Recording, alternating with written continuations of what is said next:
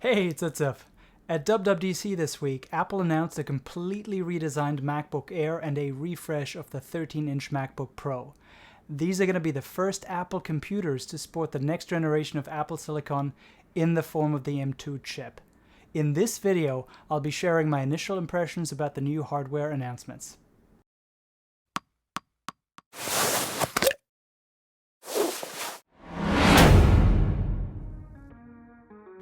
The new MacBook Air is a complete redesign. Gone is the familiar wedge-shaped design that emerged from the brown manila envelope when Steve Jobs unveiled it more than a decade ago. The new look aligns much more closely with the 14 and 16-inch MacBook Pros, but retains the thinness and lightness that makes the Air, well, the Air. It also finally gets an upgraded webcam, as well as bringing back MagSafe with the color-matched cables that were introduced with the M1 iMac last year. The display is brighter, supports an even wider range of colors, and introduces the notch to the Air. Still no Face ID though, and it would have been nice to see one Thunderbolt port on either side of the laptop for greater flexibility. The Air will be available in 4 colors. Midnight and Starlight join the familiar silver and space gray options. To be honest, I was a bit disappointed that Apple didn't opt to release these MacBook Airs in at least some of the vibrant colors that were introduced with the M1 iMac last year. I'd have been drooling over those and potentially even considered replacing my brand new 14-inch MacBook Pro just to get one of those colors.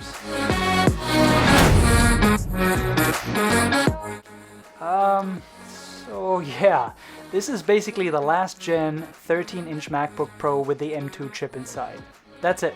It's honestly difficult for me to explain or understand why this product still exists. Does Apple have warehouses full of touch bars that it needs to unload? Because honestly, other than that, this product doesn't make any sense to me. From a price and a performance point of view, I reckon you'd get more bang for your buck with the new MacBook Air. And if you're someone who needs an Apple laptop with an active thermal solution, aka a fan, to cool the insides during sustained workloads, then you're probably better off looking at the 14 or 16-inch MacBook Pros anyway, as the M1 Pro and M1 Max chips deliver still greater performance over and above what you'll get with the entry-level M2 that's included in this guy.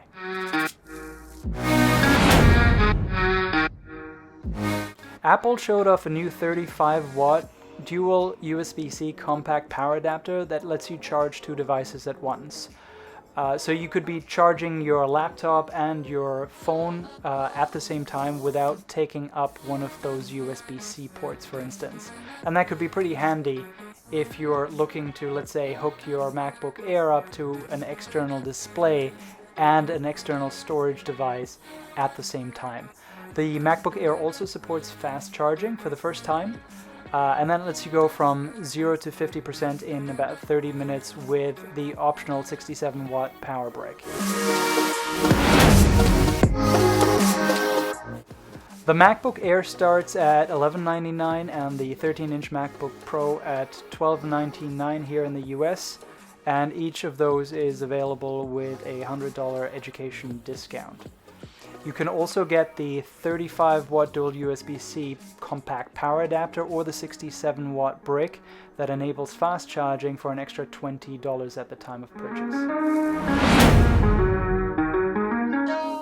Although WWDC is primarily a developer-focused event, Apple does occasionally drop some hardware updates into the mix.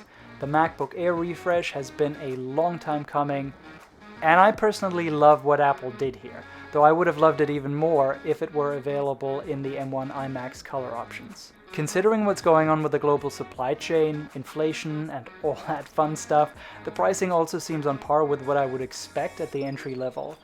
Though if you opt for hardware upgrades to the chip, memory, and storage, it can drive up your total cost pretty quickly. As for the 13-inch MacBook Pro, it is utterly forgettable. If you are at all considering it, I would love to know why, so please drop me a comment down below. If you enjoyed this video, then do me a solid and hit that thumbs up. If you want to see more content from me, then smash that subscribe button and turn on notifications so you'll always know when I post my next video. And lastly, if you have a question or feedback about this video, then drop a comment down below. Thank you for watching, and I'll see you in the next one.